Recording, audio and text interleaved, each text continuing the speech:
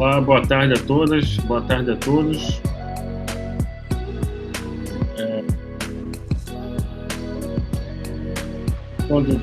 Quando der, Léo, pode tirar o som para ficar mais claro.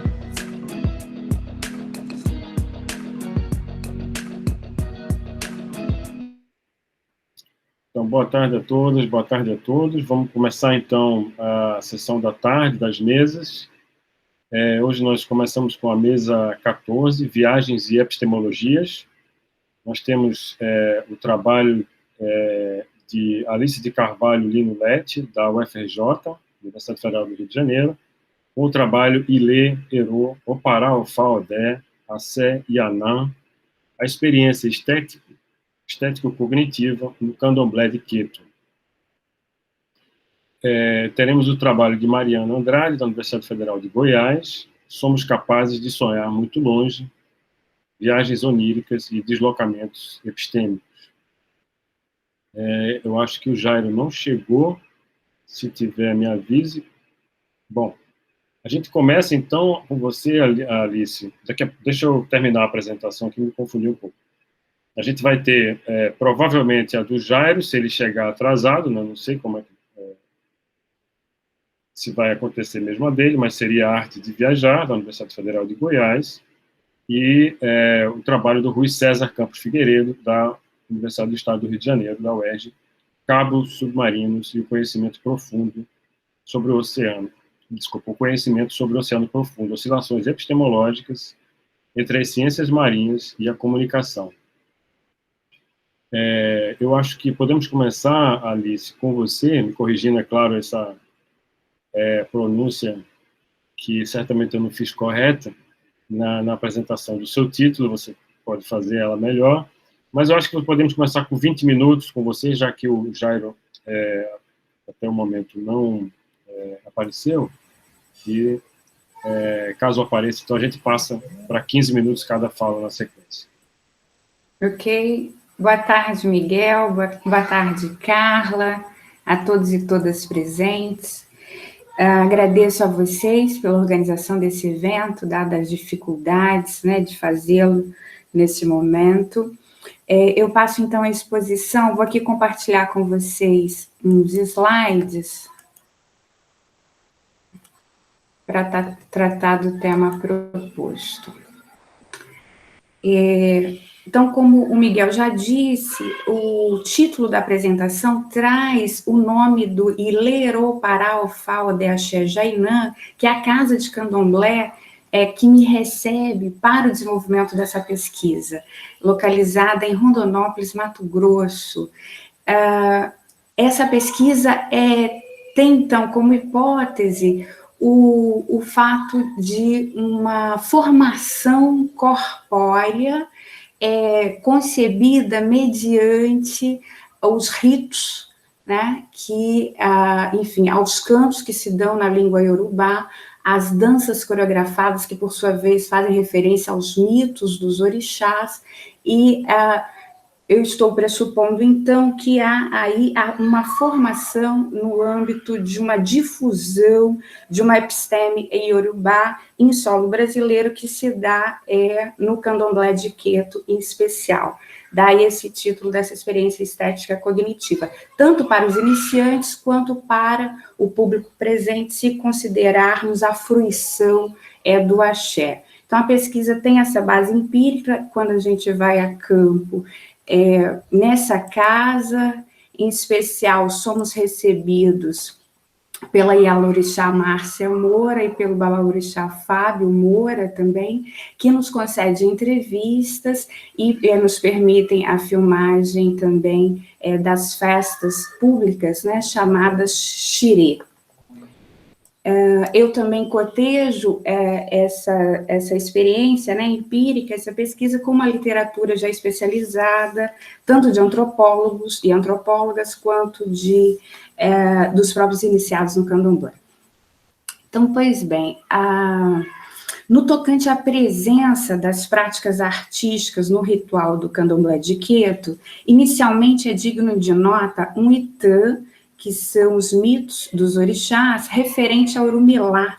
é uma divindade relacionada à divinação, que diz de uma solicitação feita ao Lorum, ao Lodumaré, que é o criador de tudo, Deus supremo, quem tudo sabe, quem tudo vê.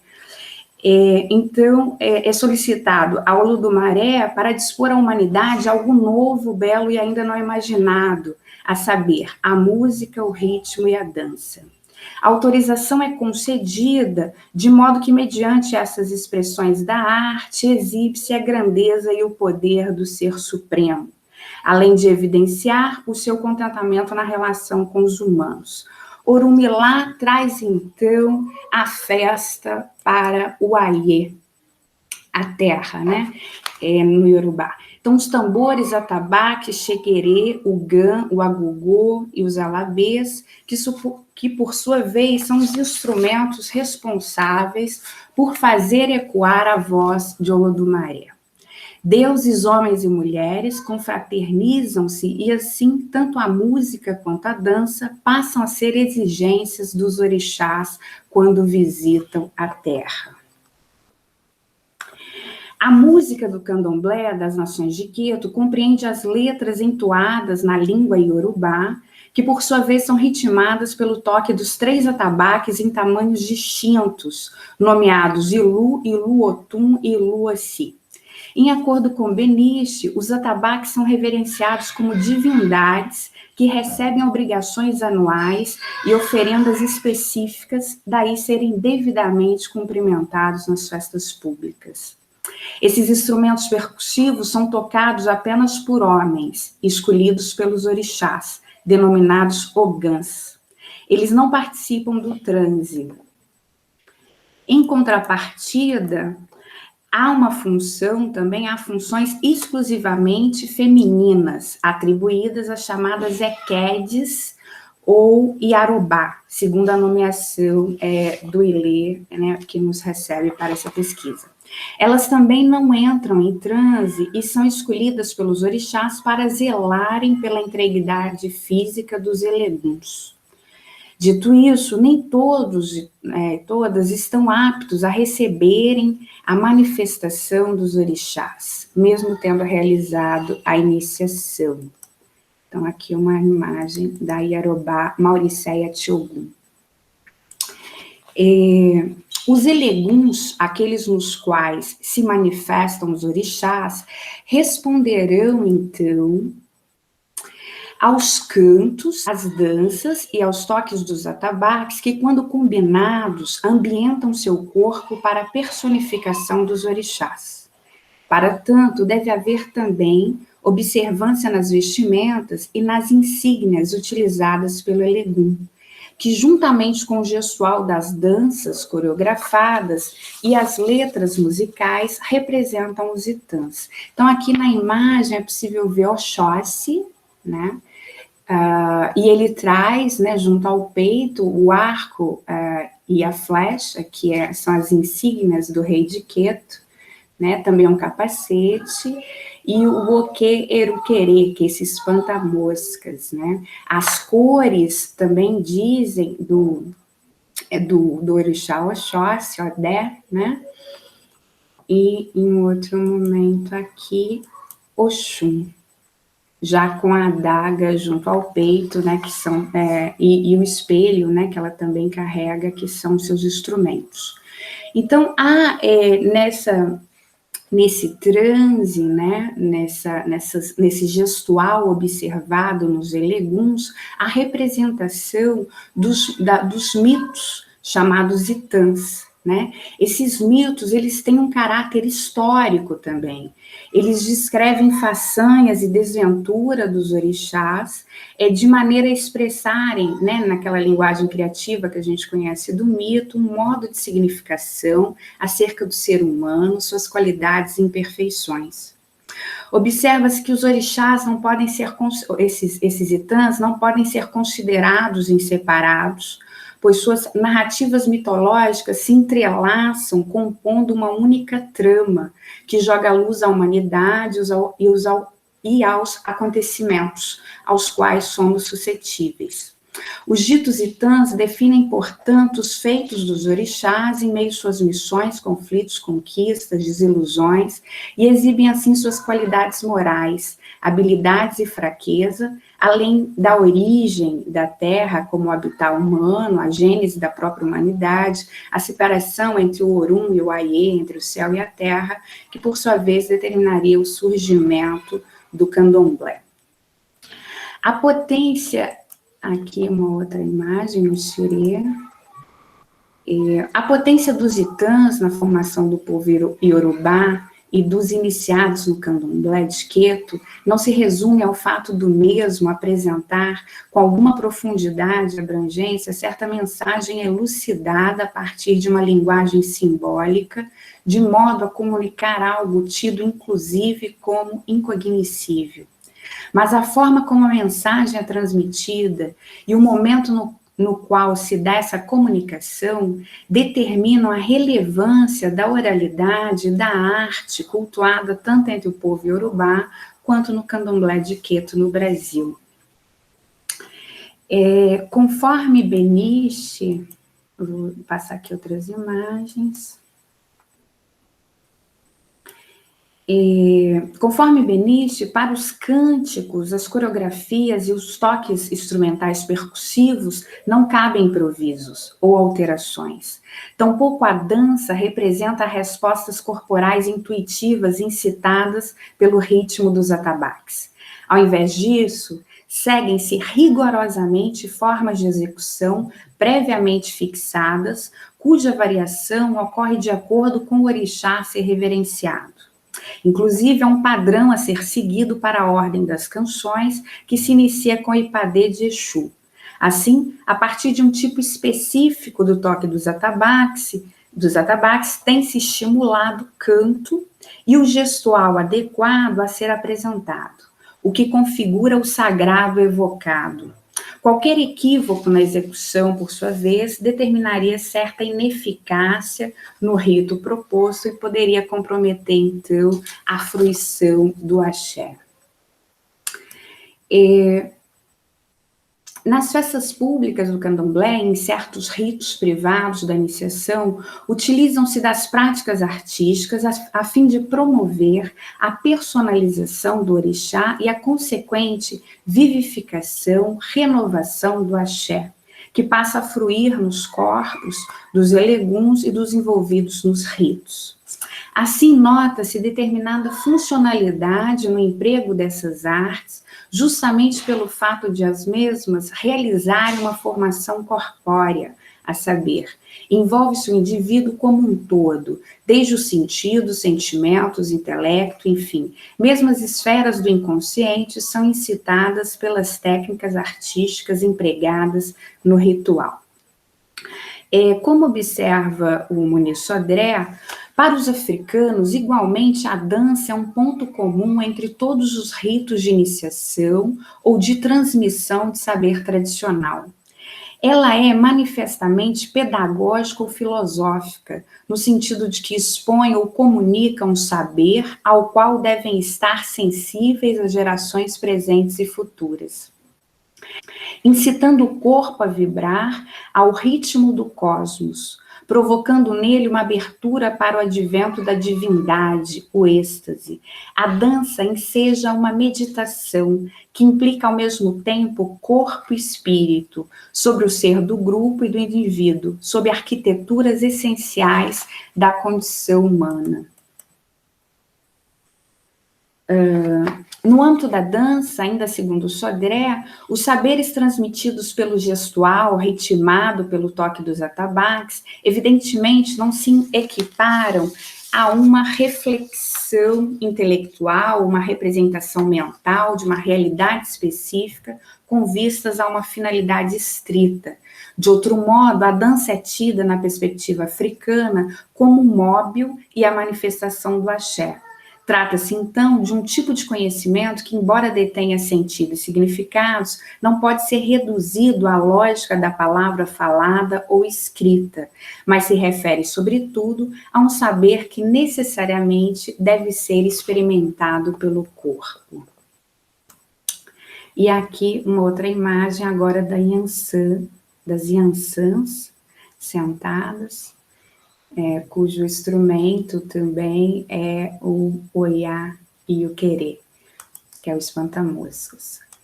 Eu já vou caminhando para o fim, e agora eu vou me deter, então, sobre a comunicação do axé, que seria aí a finalidade do rito e todo o cuidado na execução do mesmo. Então, quando se observa a exatidão na execução das músicas e das danças, na composição das vestimentas e nas insígnias dos orixás, e mesmo nas condutas dos filhos e filhas durante o rito, tem-se a fruição do axé, que, por sua vez, refere-se à energia vital indispensável para a constituição de uma casa de candomblé. O termo axé compreende certa definição do ser supremo, Olodumaré, e a consequente consciência de que cabe a ele interceder ou não junto à humanidade a partir das solicitações de seus filhos e filhas. O axé também está representado mediante a força e o poderio dos símbolos relativos às divindades dispostas na natureza, na prática das artes rituais e preces. A energia do axé acumula-se e transmite-se por meio de determinadas substâncias, que podem ser animais, vegetais, minerais e líquidas, sendo susceptível de alteração a depender das variadas combinações dos elementos de que se compõe. O axé assegura a vivacidade e a forma de tudo existente, sendo que em sua ação de criar e recriar se desgasta, e é preciso ser revivido com preceitos, ervas, cânticos, com rituais diversos que permitirão a relação constante entre o Aie e o Orum. E ainda segundo o Sodré, então o axé compreende essa potência inerente à vida, capaz de transformar e realizar.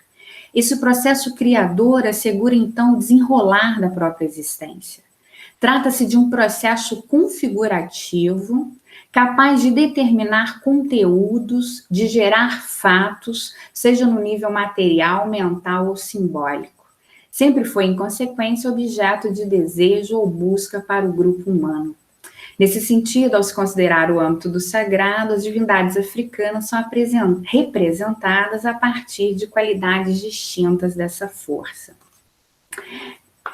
Na cosmovisão iorubá, o axé não designa poder físico, tampouco indica certa autoridade, legítima ou ilegítima, capaz de subjugar o outro em sociedade.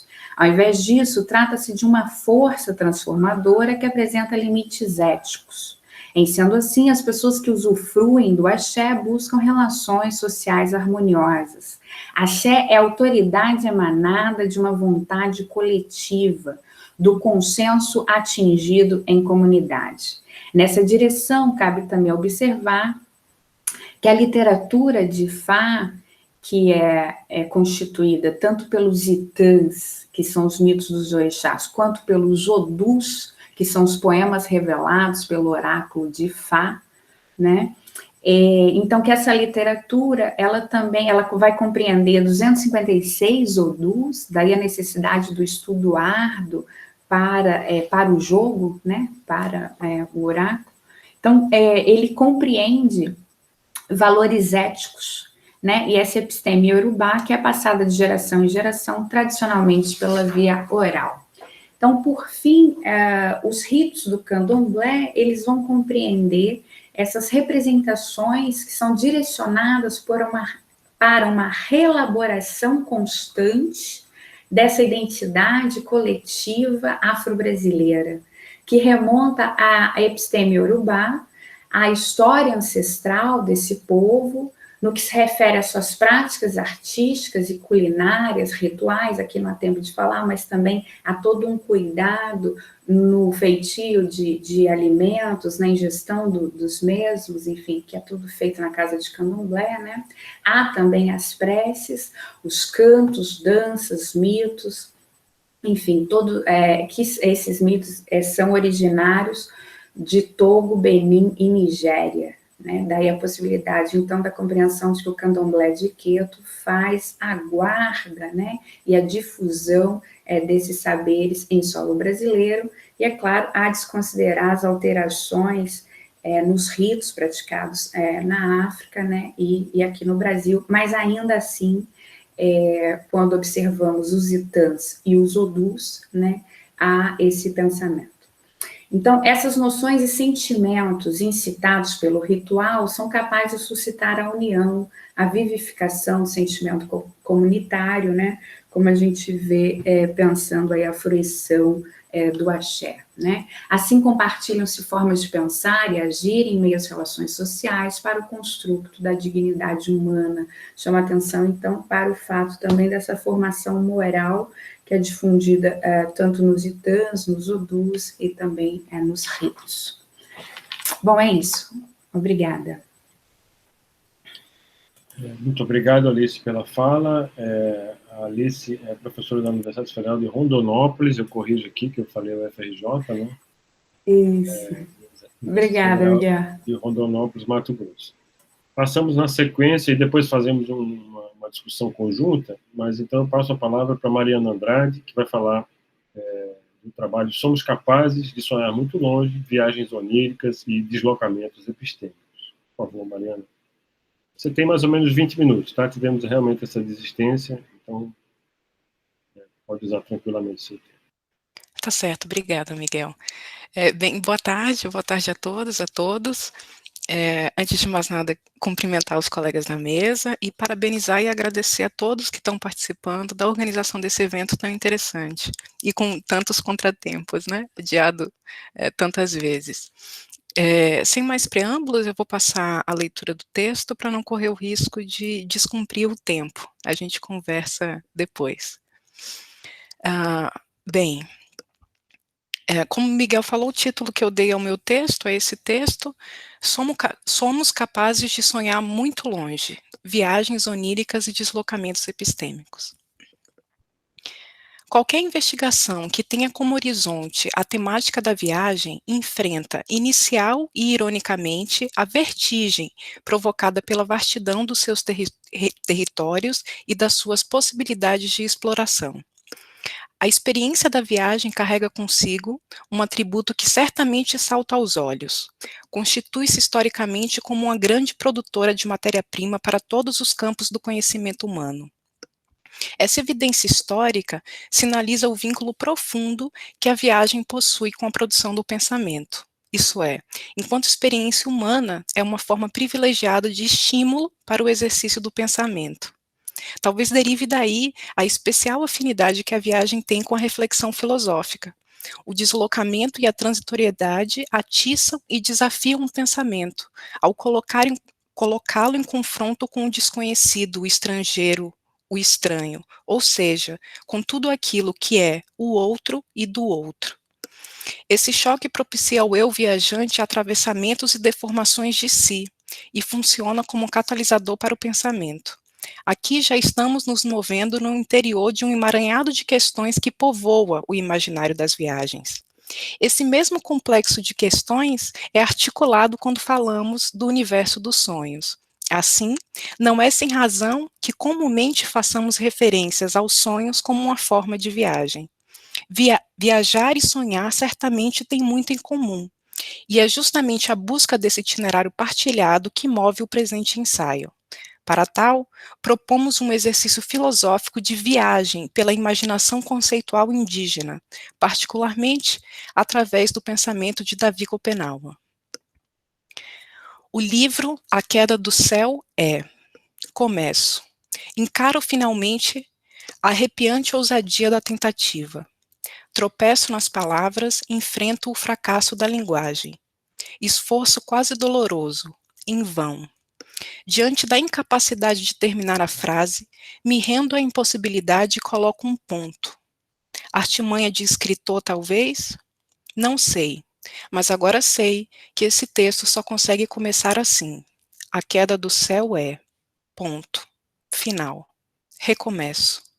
Ironicamente, a pausa absoluta do ponto final me liberta da completa paralisia diante da tarefa de escrever. Quem sabe a pontuação seja minha tábua de salvação? Apego-me então à interrogação. A queda do céu é, ponto, um livro? Lembro-me das palavras de um filósofo francês sobre a obra. Cito: somente um livro e um livro único pode ainda libertar desse apego à episteme desastrosa do livro. Um livro único que libera da ilusão do livro. Um livro único, então, na medida em que não pode ser lido como um livro e não pode ser conteúdo de livro algum. Fim de citação. As ideias supitam.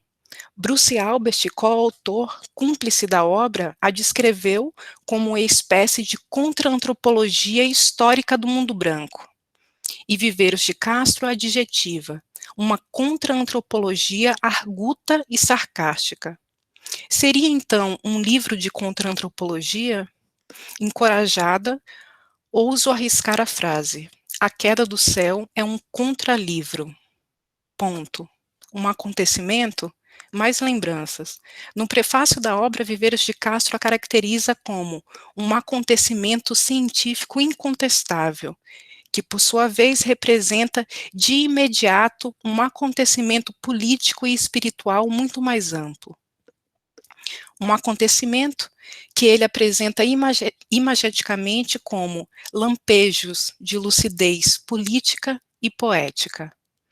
Mesmo par de palavras que Albert usa quando diz um discurso cosmoecológico cuja potência poética e política. Permitam-me deixar essa frase recortada e incompleta, porque de uma coisa eu estou certa: tudo que a queda do céu é e pode ser, ainda está por ser descoberto por nós, brancos. Cito Schopenhauer. Os brancos nos chamam de ignorantes apenas porque somos gente diferente deles. Na verdade, é o pensamento deles que se mostra curto e obscuro. Não consegue se expandir e se elevar.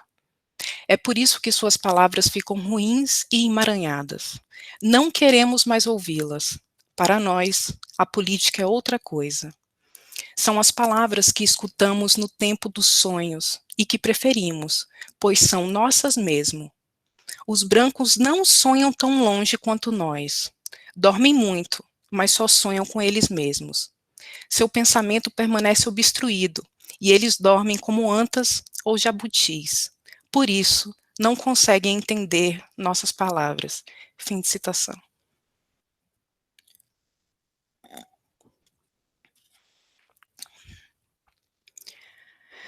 Para entendermos suas palavras, é preciso que sejamos forçados ao deslocamento. E é exatamente isso que generosamente Schopenhauer faz. Já que os brancos só sabem ser sendo o centro, esse não lugar ilusório, único em que se sentem confortáveis, e não enxergam nada além deles mesmos, os xamanos obrigam a uma profunda experiência de deslocamento, uma verdadeira viagem epistêmica para além das fronteiras do pensamento ocidental e do nosso imaginário colonizado. A obra opera um deslocamento filosófico tão profundo que somos lançados a um outro lugar. Isso é, somos deslocados de nós mesmos e lançados ao limiar do outro. Somos convocados a sair de nós mesmos para conseguir experienciar efetivamente tudo o que pode significar estar em um lugar, ou melhor, ser com um lugar. Talvez a enorme potencialidade dessa obra esteja precisamente em tudo aquilo que ela consegue deslocar e, ao mesmo tempo, dar lugar. Justamente por perceber a potência da obra, pelos inúmeros deslocamentos de lugares que ela opera, que escolhi tratá-la nesse ensaio a partir da perspectiva da viagem. De fato, o livro de Schopenhauer é fortemente marcado por relatos de suas viagens pelo Brasil e pelo mundo, além, é claro, das descrições das viagens oníricas e alucinógenas que compõem a experiência xamânica. O próprio tema da queda do céu, que nomeia o livro, próprio da cosmologia Yanomami, é narrado na obra, no plano individual, na forma de um sonho vivenciado no quando de uma viagem a Nova York. Será por meio desse itinerário cruzado entre viagem e sonho que trilharemos na imensidão dessa monumental, digo, florestal obra.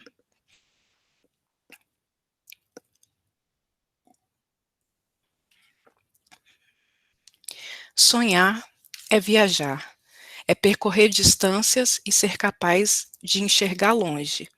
Cito Schopenhauer. E aqui são passagens recortadas e ajuntadas da Queda do Céu, montadas em blocos, e toda a sequência do texto são citações assim, né, recortadas. É verdade, eu costumava sobrevoar a floresta em meus sonhos. Meus braços se transformavam em asas, como as de uma arara vermelha. Eu podia então contemplar o topo das árvores abaixo de mim, como um avião. Antes de conhecer a terra dos antigos brancos, viajei algumas vezes até lá em sonho, para muito além da floresta, e assim pude contemplar durante o sono a imagem de suas cidades. Vi com meus próprios olhos as montanhas onde ficam suas casas. Viajei até lá em sonho. Voando desse modo, na companhia do chapiri, meus sonhos nunca têm fim. Percorrem sem trégua a floresta, as montanhas, as águas e todas as direções do céu e da terra. Fim das citações. Os xamãs são viajantes e sonhadores por excelência. Viajam no tempo e no espaço. Ser xamã é incorporar o trânsito. Cito Schopenhauer. Nosso corpo permanece deitado na rede, mas nossa imagem e nosso sopro de vida voam com eles. De lá, pode-se ver todas as coisas do céu, da floresta e das águas que nossos antigos viram antes de nós. São eles que nos permitem sonhar tão longe. Sempre estamos prontos para sonhar. É assim que os xamãs sonham. Quando eu era criança, não parava de voar sonhando, bem alto, no peito do céu, ou no mais fundo das águas. Não me tornei xamã à toa. Esses foram os meus estudos desde sempre. É desse modo que os xamãs conseguem sonhar com as terras devastadas que cercam a nossa floresta e com a ebulição das fumaças de epidemia que surgem delas. De modo que, se eu não tivesse me tornado xamã, jamais saberia como fazer para defender a floresta. Sou xamã e vejo todas as coisas bebendo iacuana e no meu sonho. Meus espíritos chapiri nunca ficam quietos. Viajam sem descanso pelas terras distantes. E voltam de lá para me dar suas palavras e me avisar sobre o que viram. É através de suas palavras que sou capaz de compreender todas as coisas da floresta.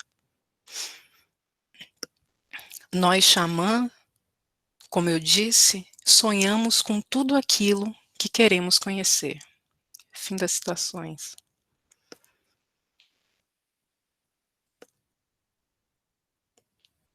Sonhar é uma forma de ver e conhecer as coisas. Cito Schopenhauer.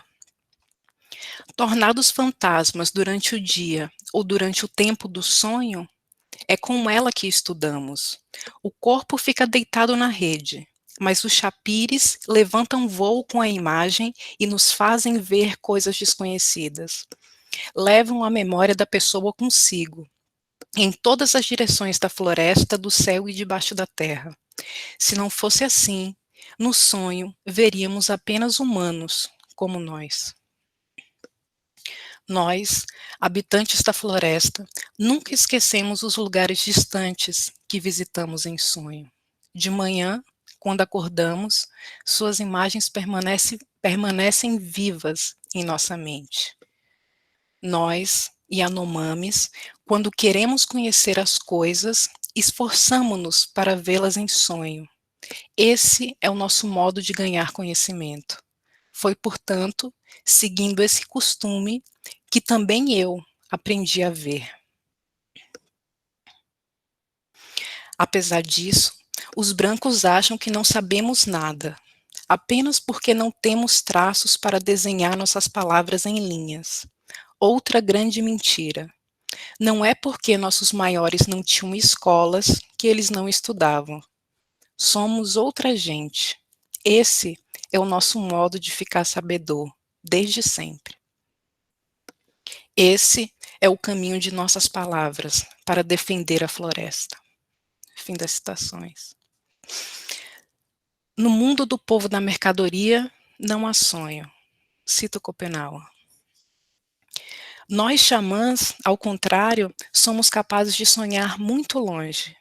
As cordas de nossas redes são como antenas, por onde o sonho dos chapires desce até nós diretamente.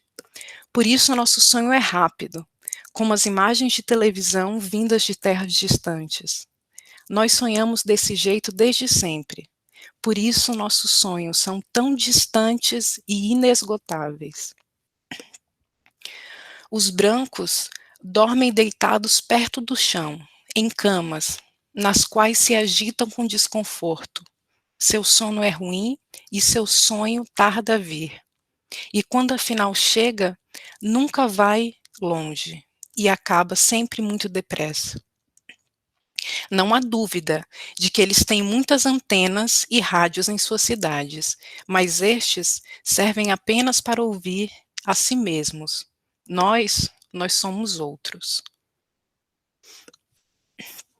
Em suas cidades não é possível conhecer as coisas do sonho. Seu olhar está preso no que o cerca, as mercadorias, a televisão, o dinheiro.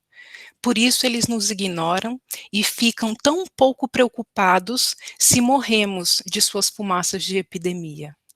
Nós, contudo, temos pena dos brancos.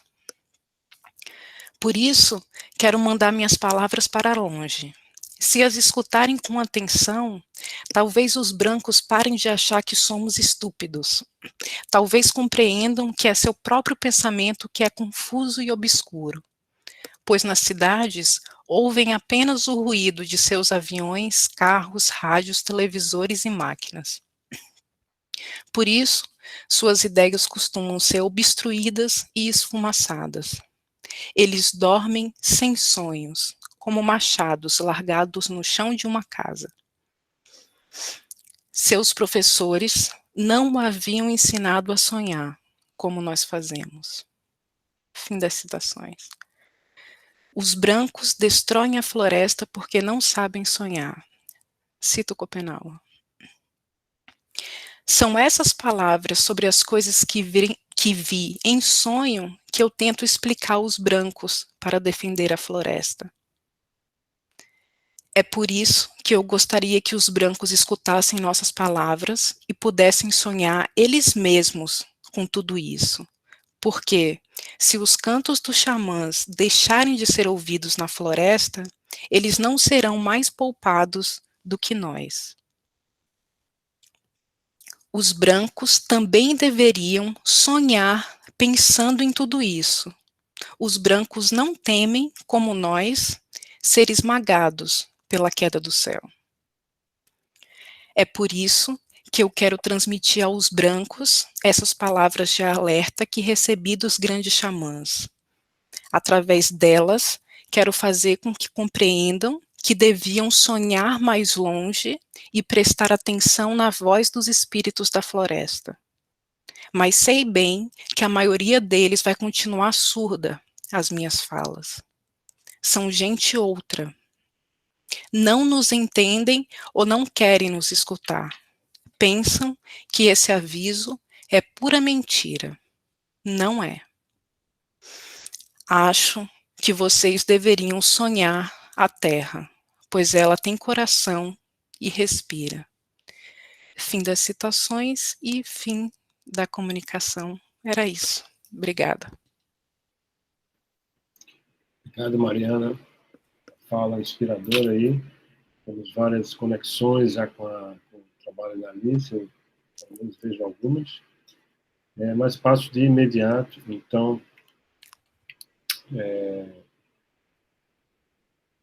o trabalho do Rui César Campos Figueiredo, da Universidade Estadual do Rio de Janeiro, Cabos Submarinos e o Conhecimento Profundo sobre o Oceano.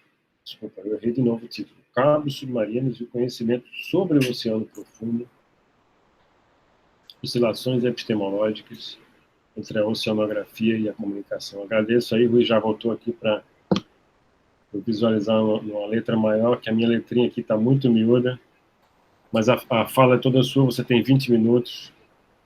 Tranquilo, Miguel, obrigado, boa tarde aos colegas da mesa também.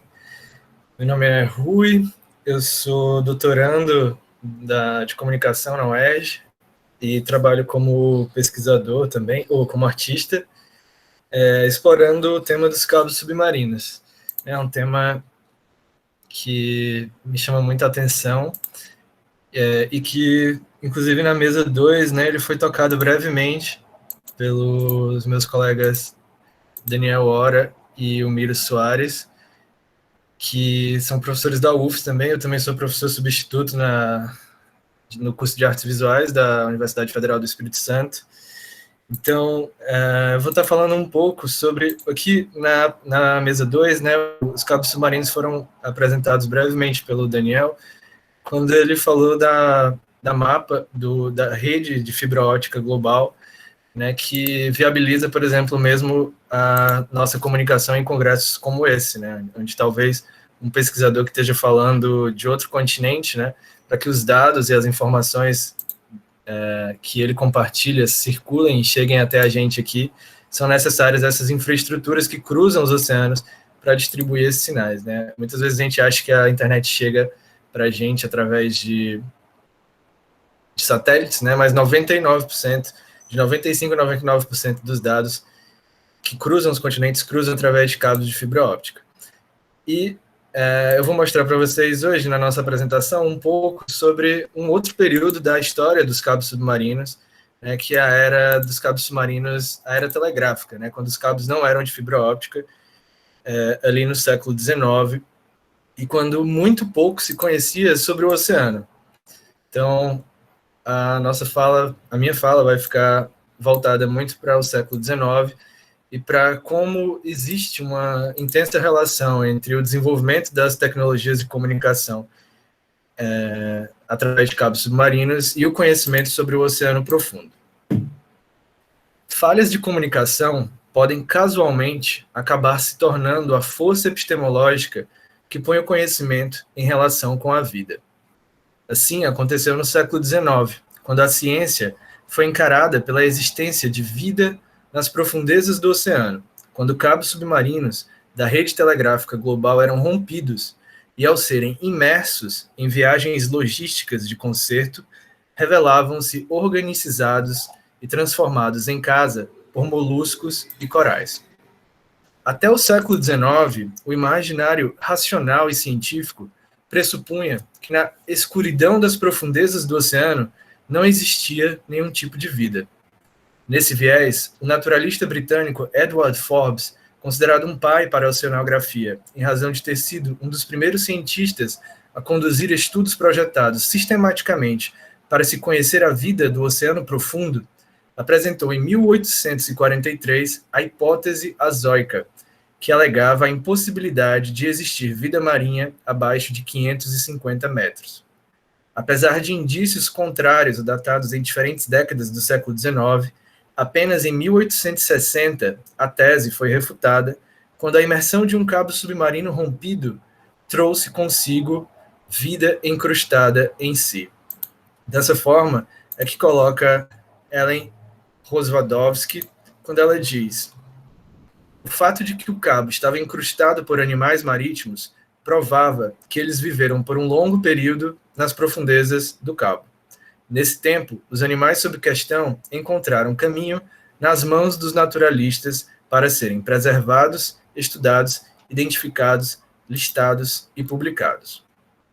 Eu mostrei ali no começo, né, o mapa da rede de fibra óptica, e esse é o mapa da rede telegráfica de cabos submarinos, no século XIX. Acompanhando as observações de Ellen Rozwadowski e Robert Kunzes, nota-se como na segunda metade do século XIX é que chegaram no mar as viagens científicas, comuns desde a virada do século XVIII para o século XIX, que buscavam compreender e controlar amplos espaços através de balões, meteorologia, estudos de magnetismo, exploração do Ártico e de montanhas. Apenas a partir de 1840 é que se começou a se desfazer a ignorância que resultava do encontro sempre parcial com essa alteridade radical, o oceano, que necessariamente cria vãos epistemológicos para o nosso terrestrialismo. E a emergência da rede telegráfica global possuiu responsabilidade considerável nesse processo. Os cabos submarinos da era do telégrafo foram uma justificativa que os emergentes cientistas do oceano encontraram para buscar recursos de pesquisa, inspirados em campos científicos aliados que tentavam entender o ambiente global, afirmando perante comitês como detinham um conhecimento essencial para colaborar com a cartografia planetária útil às novas tecnologias comunicacionais desenvolvidas no contexto de um crescente imperialismo colonial. Conforme Rozvadovsky, entre os anos 1840 e 1880, o oceano deixou de ser uma terra perdida ou uma autoestrada para se transformar em uma nova fronteira para conquista e exploração. A telegrafia submarina apareceu como uma oportunidade de projeção no oceano do nacionalismo, que fortalecia as identidades imperiais, como se fica visível em um encontro de 1865 da Associação Britânica para o Avanço das Ciências, onde os participantes afirmaram que o empreendimento como os cabos submarinos pelo Atlântico reflete crédito não só sobre os seus promotores individuais, mas também sobre a própria nação. Ampla atenção da mídia aos cabos submarinos e às viagens que promoviam as instalações e reparações desses na metade do século XIX ressoava também na imaginação pública. Mais do que um mero negócio, os cabos eram também um evento epistemológico, onde público, ciência, governos e investidores se tornavam superfícies absolventes de novidades do fundo do mar, uma fronteira nova para tempos em que todas as terras já tinham declarado seus conquistadores europeus. A ciência hidrográfica do meio do século prometeu, então, abrir as profundezas para a passagem do primeiro cabo telegráfico transoceânico. Na mentalidade que foi se instalando entre o empreendimento infraestrutural e empreendimento científico-naturalista, começou a se desenhar uma compreensão de que as profundezas oceânicas haviam sido projetadas idealmente para a instalação dos cabos, vigorando inclusive cientificamente por um período a existência de um chamado planalto telegráfico. Definido por Matthew Fontaine Maury, diretor de um órgão da Marinha Americana responsável por mapas e instrumentos, o planalto telegráfico foi um mito científico que durou 50 anos, localizado no Atlântico Norte entre a Irlanda e a Newfoundland. Nas palavras do seu criador, Maury, o fundo do mar entre os dois lugares é um planalto, o qual parece que foi colocado ali com o propósito de segurar os cabos do telégrafo submarino. Maury foi uma figura importante para a instalação do primeiro cabo submarino transatlântico em 1858. Em fevereiro de 1854, ele estava ausente do escritório do Observatório Naval norte-americano quando lhe foi visitar o inventor do telégrafo, Samuel Morse. O desencontro, ao final, foi positivo, conforme lhe obrigou a documentar em cartas suas convicções de que em seus estudos estavam obtidas, abre aspas, todas as informações concernentes ao fundo do mar entre a América do Norte e as Ilhas Britânicas que a companhia de cabo submarino desejasse. O empreendedor do projeto do primeiro cabo submarino era Cyrus Field, e ele tentou, ao longo da década de 1850, instalar o cabo submarino através da sua companhia Atlantic Telegraph. De acordo com Rozvadovsky, é claro que esse projeto acelerou imediatamente os esforços para o estudo da profundidade oceânica, conectando pessoas como Maury e Cyrus Field na ponta do empreendimento. Convencer os potenciais participantes do consórcio financiador da praticabilidade de um cabo cruzando o Atlântico envolvia educação pública sobre o mar profundo, encorajando as pessoas a visualizar a instalação do cabo em um lugar antes nunca imaginado. Os desafios técnicos e as questões que emergiam eram gigantes. Cyrus Field, antes de investir dinheiro e energia no projeto, sondou uma diversidade de eletricistas, engenheiros e cientistas. Não era certo se o sinal elétrico sobreviveria tão longa distância. Assim, ele encontrou em 1854 a única pessoa que tinha publicado descrições sobre o fundo do mar. Maury respondeu confidentemente que era possível instalar o cabo. Os dois se corresponderam constantemente até 1858, com Maury reportando resultados de viagens, testes de som e exames microscópicos dos sedimentos oceânicos. E que tem o navio que o Maury usava para fazer esses estudos. Se chama USS Dolphin, e foi nele que ele inaugurou o Brook Sound Machine. É uma máquina de testagem de profundidade do oceano, e ele fez mais de 200 testes no Atlântico Norte, publicando a primeira carta de resultados em 1854, mostrando corretamente que havia mudanças abruptas de profundidade no limite do continente, que próximo ao centro do oceano, novamente a profundidade diminuía, um acidente que ele chamou de soleira golfinho, revelada na década de 1870 como dorsal mesoatlântica pelos cientistas da embarcação mãe da oceanografia, a HMS Challenger, que é essa outra embarcação aqui. Nessa embarcação, os cientistas buscavam responder perguntas e produzir orientações para a indústria de cabos submarinos seguir avançando com sua tecnologia, que acelerou a comunicação global, logo após finalmente lograr sustentar a comunicação intercontinental submarina no ano de 1866. A primeira tentativa, em 1858, não se sustentou. O cabo submarino falhou depois de um mês. A última transmissão que fez antes de falhar foi um banho de água fria para o banquete oferecido em Nova York ao sucesso do empreendimento. Esperava-se, durante o banquete, a confirmação ao governo dos Estados Unidos de que o cabo estava pronto para o business, o que não aconteceu. O cabo provavelmente ainda não era projetado bem o suficiente para lidar com todos os canyons e montanhas então desconhecidas do que afinal não é o planalto telegráfico, mas a dorsal mesoatlântica, uma cordilheira cuja extensão foi conhecida apenas em 1870, também pela primeira expedição científica da HMS Challenger, que era uma embarcação, né, de 2.300 toneladas, repleta de naturalistas, em busca de ampliar o conhecimento sobre o mar. A embarcação fez um zigue-zague de 68.930 milhas em 3 anos e meio e coletou 13.000 espécimes de animais e plantas e 1.441 amostras de água, além de inúmeros testes de profundidade com som. A exploração do oceano profundo se colocou pela primeira vez como rotina, aproveitando-se a ciência de tecnologias desenvolvidas para empreendimentos comunicacionais. De acordo com Kuntzsch, as 2 características geológicas mais importantes do planeta foram descobertas nas 5 vezes em que a HMS Challenger atravessou o Atlântico, além de ter atravessado uma vez o Pacífico e o Índico. Em 1875, eles descobriram o que é conhecido hoje como a Depressão Challenger, ponto mais profundo do oceano, com 10.923 metros, tão profundo que poderia cobrir o Monte Everest e deixar o espaço sobrando. A outra descoberta dessa embarcação, já mencionada, foi a dorsal mesoatlântica, conforme se observou que do caminho entre o Cabo Verde e o Brasil, as temperaturas revelavam que as águas profundas da África eram 2 graus mais quentes que a da América do Sul, levando à suposição lógica de que se tratavam de 2 corpos distintos de água, conforme separados por alguma barreira. Os cientistas da Challenger concluíram a existência de uma cadeia de montanhas submarinas que cruza da Islândia até Tristan da Cunha, uma ilha no Atlântico Sul-Leste. Ainda assim, apenas em 1925 foi publicada a última carta a se utilizar do termo planalto telegráfico, né?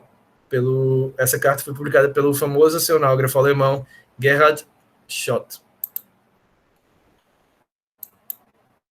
Para Kuntzsch, quanto mais se conhecia sobre o fundo do mar, mais o imaginário popular e de entretenimento ia incorporando as novidades vinculadas aos cabos submarinos, como, por exemplo, o novelista francês Jules Verne, que escreveu a viagem imaginária 20.000 léguas submarinas, como resultado de uma visita a um aquário e de uma viagem em 1867 que ele fez através do Atlântico a bordo da Great Eastern, onde ele pôde conviver com membros da equipe que um ano antes, em 1866, participaram da instalação do cabo telegráfico do Atlântico.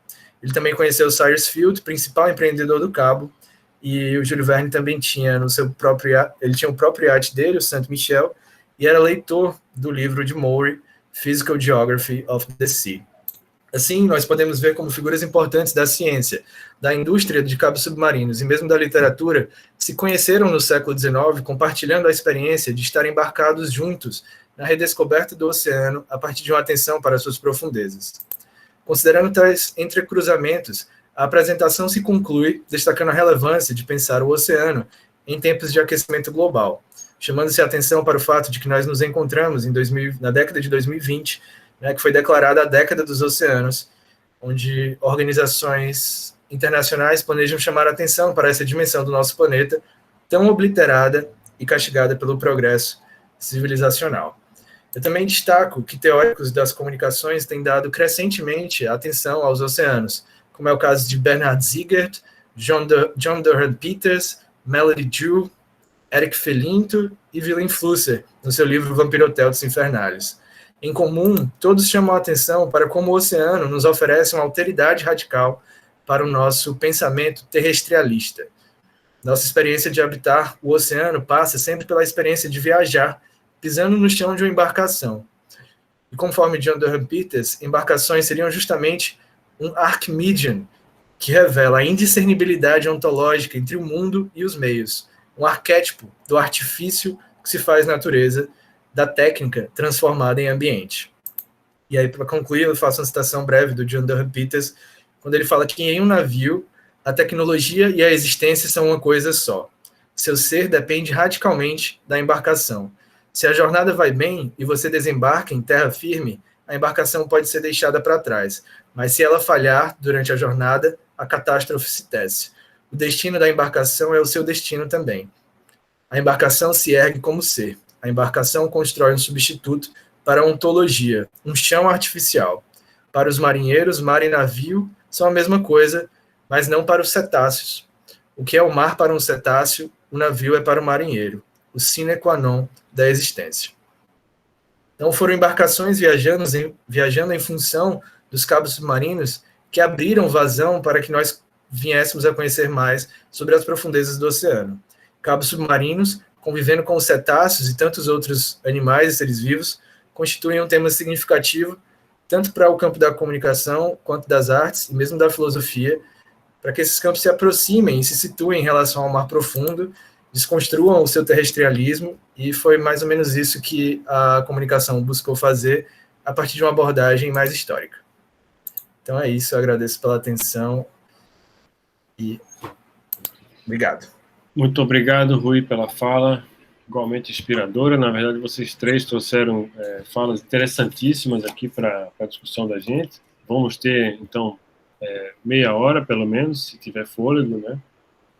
Para todo mundo seguir na conversa, espero que sim.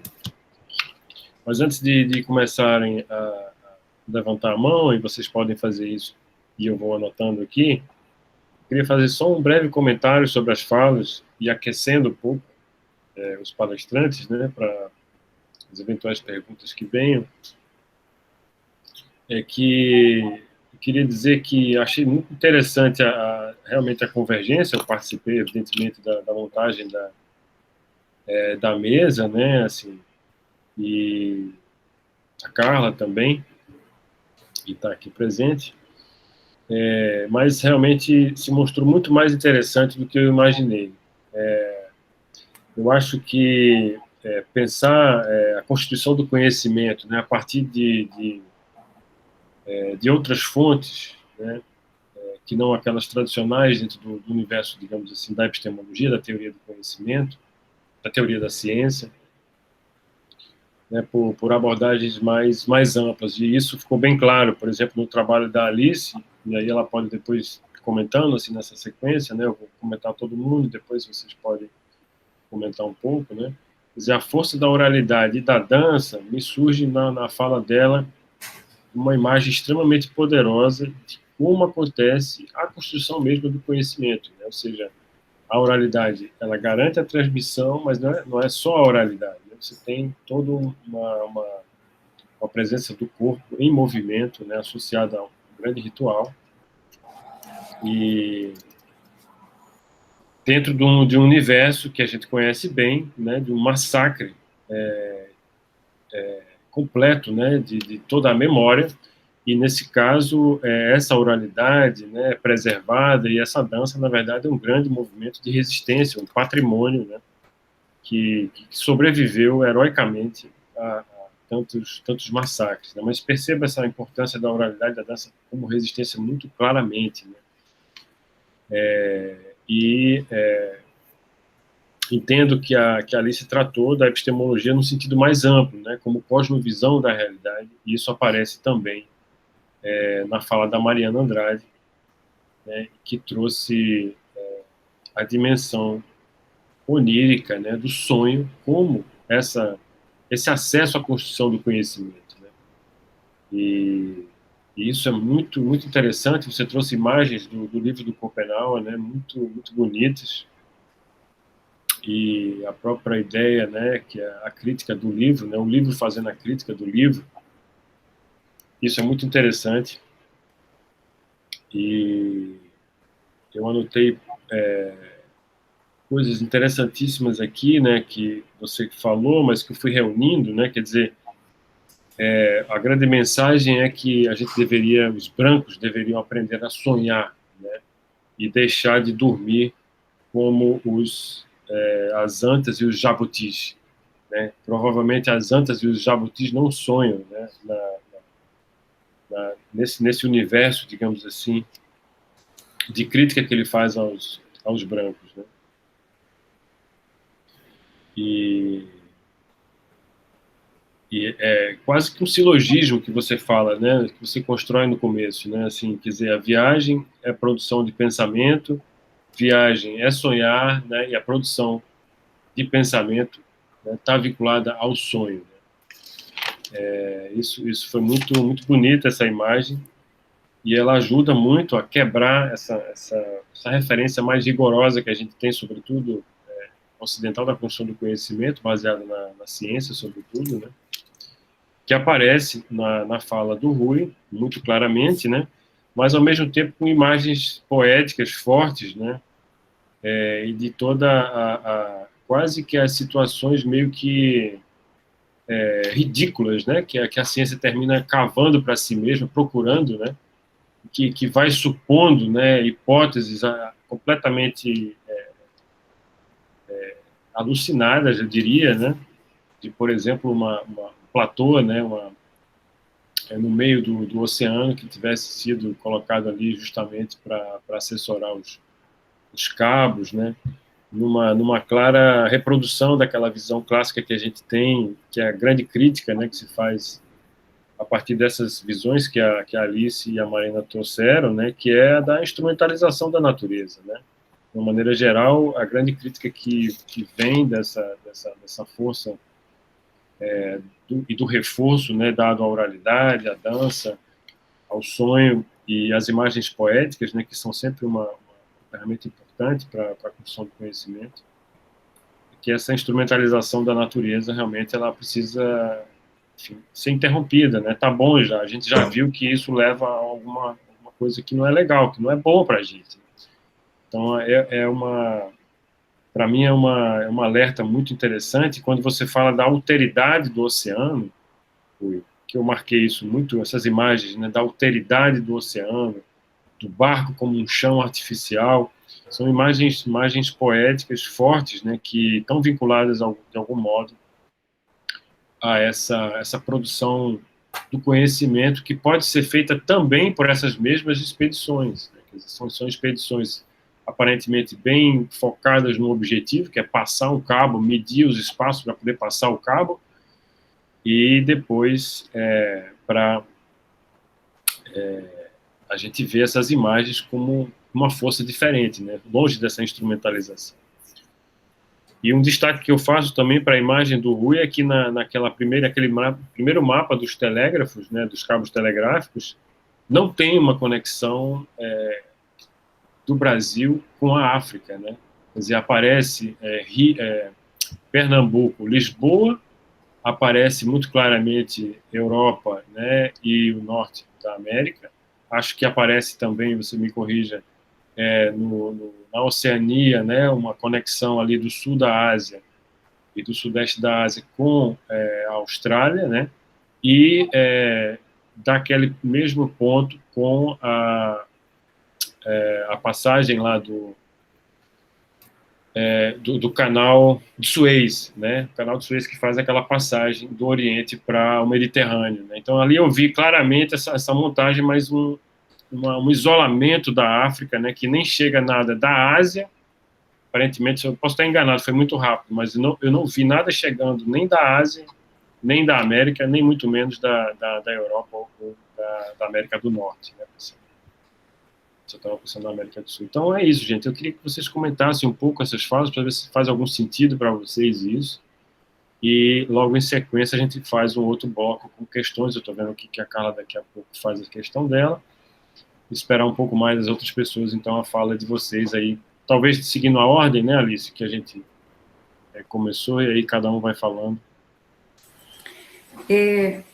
Miguel, acho que você acerta bem, eu estava adorando escutar, nessa questão em torno de uma resistência, né, desses povos, no caso, originários de Togo, Benin e Nigéria, né, os povos yorubás, quando aqui chegam, ainda na condição de escravizados, né, o Kabengele vai notar que, o Kabengele Munanga vai notar que eles eram catequizados ainda nas embarcações, né, dada a urgência de lhes tirarem essa perspectiva de mundo, essa união, né, quer dizer, e mesmo essa solidariedade entre eles, né, que poderia surgir mediante essa crença comum, né.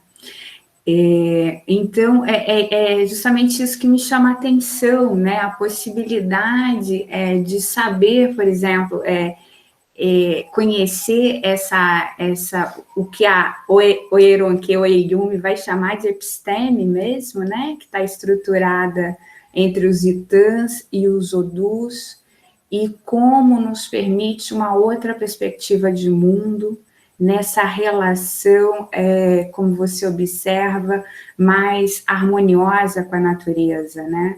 Os orixás são considerados a energia da natureza, são considerados as forças da natureza, os fenômenos naturais, né?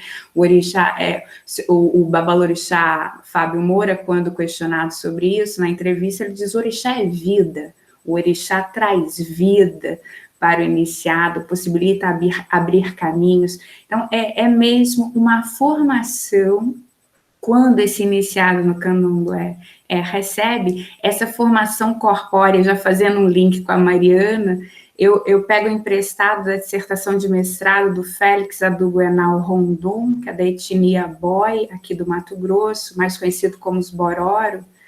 Ele concebe também no rito indígena Boi uma formação corpórea, porque há também a transmissão dos seus mitos, que para eles é a história dos seus chefes ancestrais, que são cantados, dançados e encenados.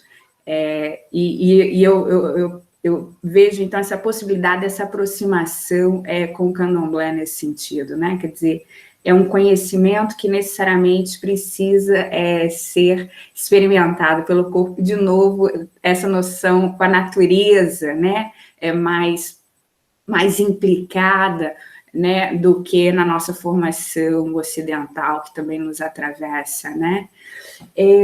Bem, eu acho que é isso que eu queria dizer. Um outro dado também também fazendo esse link com a questão indígena e do sonho que a Mariana traz, eu não tive tempo de dizer, mas a Yalorixá Márcia Moura, ela também afirma o poder divinatório em sonhos, né?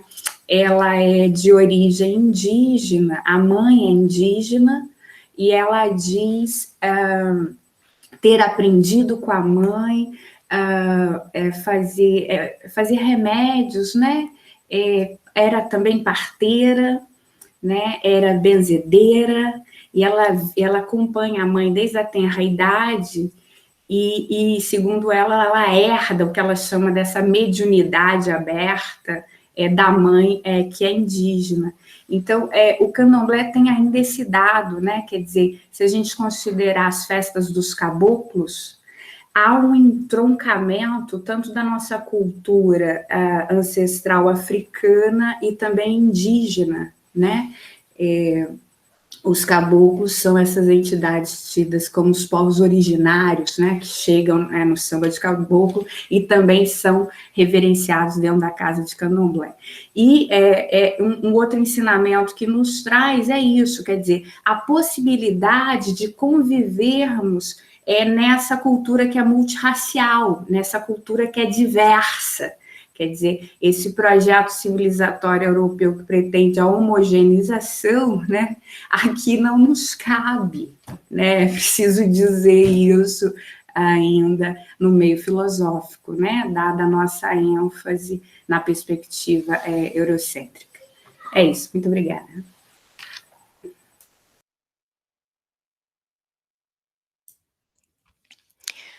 Bem, vamos na ordem, né?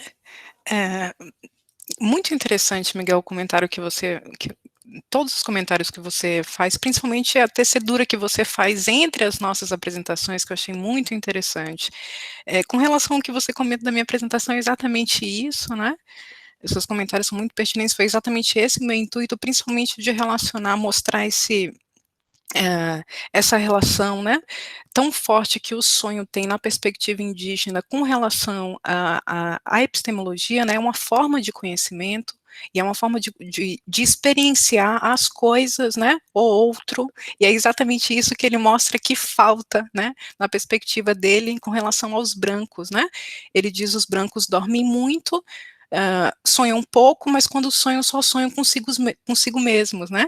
E aí também vem a crítica com relação ao livro, né? Eles estão sempre com a cabeça baixa, preocupado com aquilo, com as letras grafadas no livro, e tão pouco preocupados em conhecer e olhar as coisas, né? E é exatamente isso, né? Que esse lugar diferente, né, um estatuto epistemológico completamente diferente que ele dá aos sonhos, né, e é essa ausência que ele mostra com relação aos brancos, ao modo dos brancos, tanto de sonhar, como de se relacionar com as coisas, né. Então, daí a conclusão dele deve ser por isso, então, que os brancos não enxergam e não conhecem as coisas e destroem a floresta, né, já que eles não são capazes de viver. E aí o comentário da Alice também é muito, muito, muito pertinente, tem uma ligação muito grande com a minha apresentação, justamente porque o sonho é uma forma de experienciar as coisas, né? E ter uma relação, sendo uma experiência de ser outro, né? E ter essa experiência também com o outro. Bem, eu acho que é isso. A queda do céu é até difícil de falar, né? Toda a minha apresentação também foi um pouco sobre a minha dificuldade de falar sobre a obra. Ela sempre tem dois tempos, né? Ao mesmo tempo que ela consegue, é uma leitura muito interessante, porque a gente descobre muita coisa, né, de um universo outro, mas também sempre uma descrição muito interessante na coisa da contra-antropologia do mundo branco, né? Ele é muito sagaz com todas as observações que ele faz sobre o mundo branco, né? E isso é vertiginoso também, né? Então, essa relação, quando você coloca, né, os brancos sonham como antas ou jabutis, tem várias expressões que ele usa. Em outro momento ele diz que dorme como se fosse um machado jogado, né? Mas, enfim, é isso. Acho que, para começar a discussão, vamos lá. Agradeço também pelos comentários e a costura, Miguel. Acho que abre realmente para entrecruzamentos entre as nossas falas, por mais que o tema dos cabos submarinos possa parecer um pouco, a princípio, não tão próximo, eu acho que está super próximo. Se a gente pensar, por exemplo, algumas questões que têm surgido, que têm relação direta com o comentário que você fez sobre como essas expedições, né, revelam uma instrumentalização da natureza pela ciência. Eu acho que quando você toca nesse ponto e a gente olha para a mesa, né, para a presença de cosmovisões de origem africana e de origem, né, brasileira de verdade, eu me lembrou logo uma referência que talvez, se vocês não conhecem, eu vou compartilhar aqui com vocês agora no chat, que é o Yuk Hui. Ele é um filósofo da engenharia da computação, e um dos conceitos que ele tem proposto é o conceito de cosmotécnica.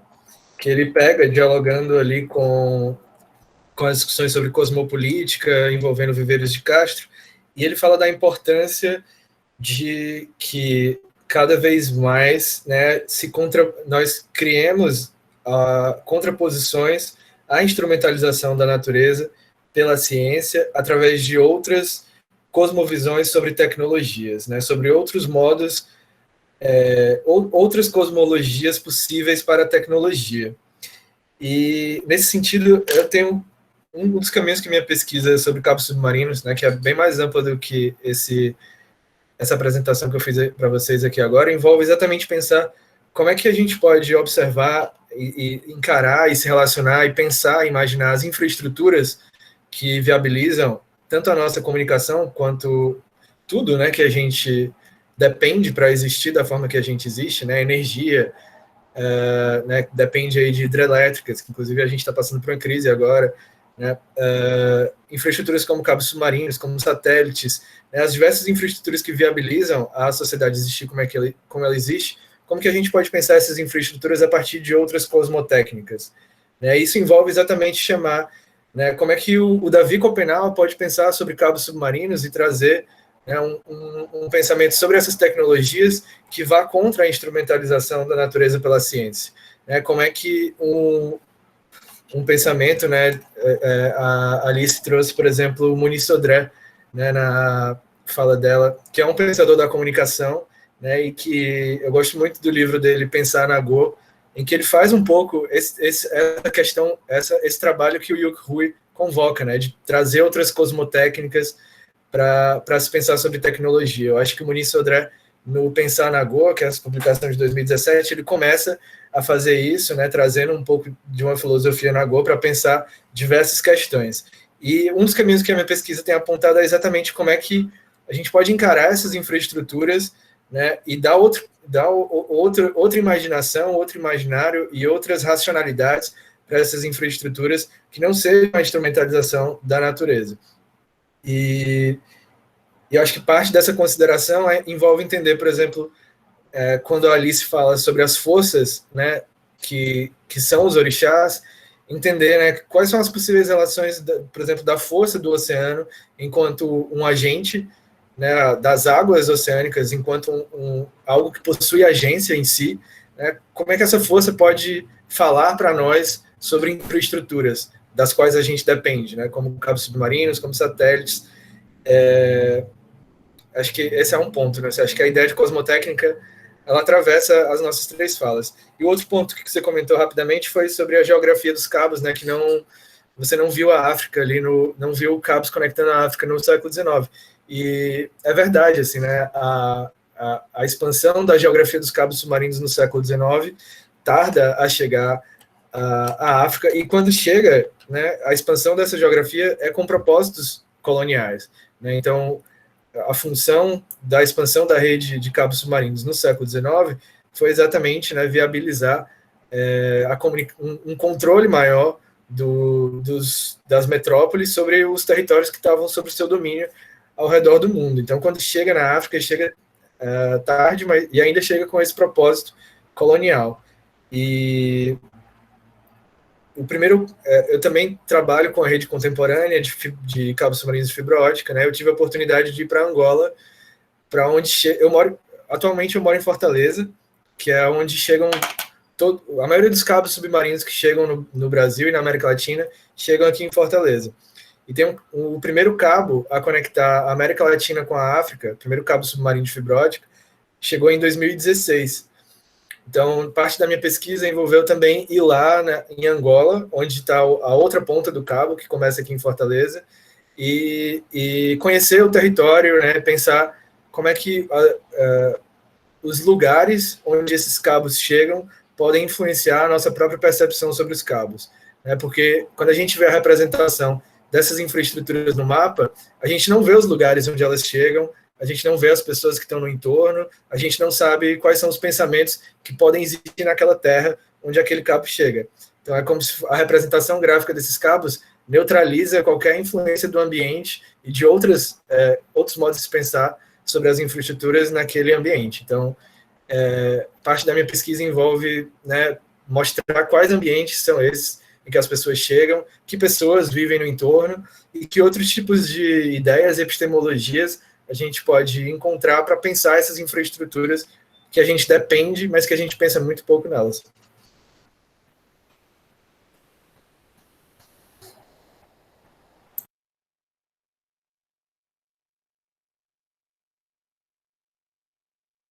Tá sem som. Então, eu tinha caído aqui, de repente voltei, graças a Deus, né? Mas ainda bem que você está por aí, cara, para sustentar aí.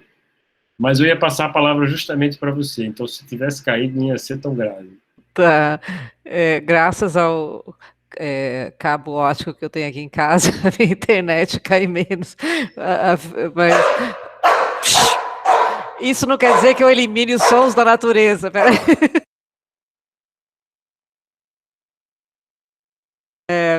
Bom, eu vou tentar falar, se a minha dona que me deixar.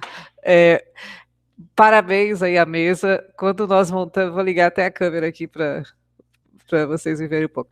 Quando a gente montou a mesa, né, a palavra escolhida, epistemologia, é até uma ofensa para o Copenau, né? Se a gente fala em contra-antropologia, anti-epistemologia seria o melhor, né? Mas não é exatamente anti, né? Se a gente pensar afirmativamente, também no caso da apresentação da Alice, e que eu acho que casa com a do Rui, que ele está pensando numa tecnologia, mas ele está pensando quem é que recebe, quais são as pontas e qual é, né? E essa, não tem como a gente voltar atrás depois do livro do Copenau, mais na nossa maneira de pensar, né? Acho que é um marco mesmo, assim, que faz com que agora qualquer discurso profundamente europeu, né, eurocêntrico, a gente dê uma recuada e fala, né? Não sei, está faltando algo, que é o olhar do Copenau para a gente, né? É quase aquela estranheza da narrativa da utopia, né? Que inventa um lugar para criticar aquilo em que eles moram, mas só que o Copenau não, né? Então, só para fazer assim um link entre as apresentações, esse mapa que você trouxe aí das conexões telegráficas é incrível, né? E acho que o Miguel observou, mas por que ali, né? Você vê da Irlanda para a América do Norte, a quantidade, né, de cabos, e da África, olha, se tivesse a quantidade de cabos que tinham lá, acho que não teria mais Copenau, não teria mais pensamento indígena, não teria, não sei, tem um lado perverso econômico do não desenvolvimento, mas ao mesmo tempo a manutenção de saberes tradicionais, né, que estão agora à nossa disposição para que a gente aprenda com eles e aprenda a lidar melhor com a natureza, né.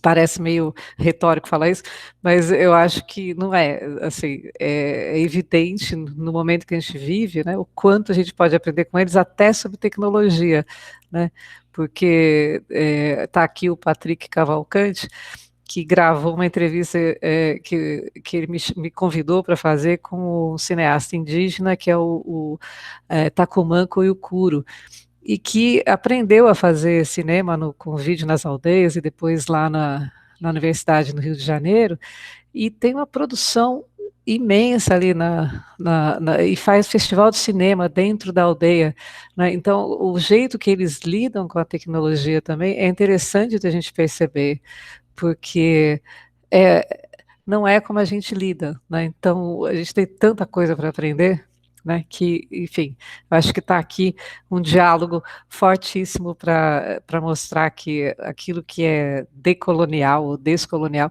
não é modinha, conversa, balela, né? A gente tem como aprender bastante com eles e aprender a pensar. Então, está aí o lado epistemológico sério, né? E fiquei muito contente, Rui, com a tua pesquisa e com a maneira como você apresentou, com esse olhar, né? Então, da Mariana eu já esperava, porque é me orientando, e a Alice, a gente conversa dessa, né, Alice? Então, estou sabendo, mas eu fiquei surpresa com o Rui e achei ótimo o diálogo. Parabéns aos três. Não fiz nenhuma pergunta, desculpa, foi um comentário. Não, tudo bem, vamos passar então para o Patrick. De repente ele tem alguma questão mais direcionada. Então, Patrick, por favor, fique à vontade.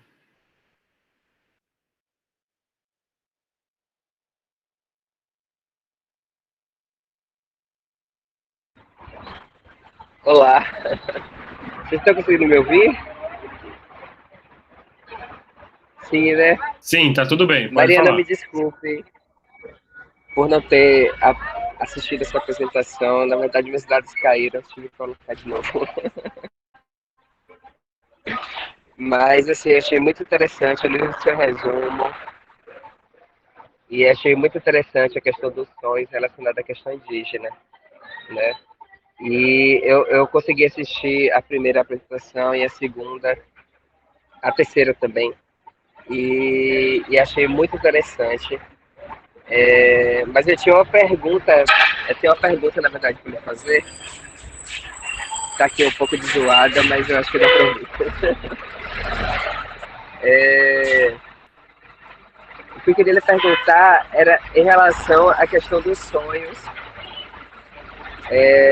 sobre a questão indígena, né? Porque, assim, vou falar um pouco de mim, né? Eu tenho uma avó que ela teve... Vocês estão conseguindo ouvir bem? Vou pegar um pouco distante aqui. Sim, pode falar, estamos escutando você. Tá. Eu tenho uma avó que ela é indígena, né? E ela sempre me falou, assim, sobre essa questão dos sonhos em uma perspectiva espiritual, em uma perspectiva do futuro, de profecia, na verdade, né? Ela sempre me trouxe esse sentimento, assim, de que os sonhos pudessem profetizar alguma coisa do futuro, né? Em uns contatos que eu tenho com o povo do Quilombola-Daqui, a gente tem muito a questão dos sonhos ligados encantados, né? E em relação a uma entrevista que eu fiz com o Alberto Álvares também, que ele fez um filme em relação sobre sonhos também, ele traz muito essa questão, né, da relação dos sonhos com os antepassados. Aí eu queria saber de você como que essa questão do sonho, né, que tem uma questão psicológica, tem uma questão da nossa própria história de vida, das luzes, né, do dia, de várias questões, né? Mas, assim, numa questão indígena, tem muita essa questão que pega muito com o espiritual mesmo, né? Uma questão muito da identidade mesmo, né? E eu queria saber como que os sonhos para os indígenas, não sei qual a etnia que você pesquisou, porque eu não assisti a sua live, me desculpe mais uma vez, mas eu quero ver, inclusive, a gravação, eu espero que esteja disponível. E eu queria saber como que é essa questão dos sonhos, como que os indígenas veem os sonhos, o fenômeno do sonho, né?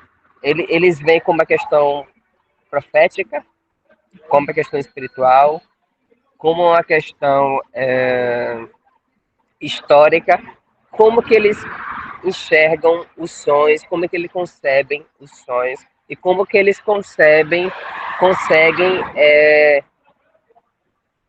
trabalhar com os sonhos nas suas artes, no seu dia a dia, na sua vida, como que eles elaboram o sonho, do modo geral, dizendo assim.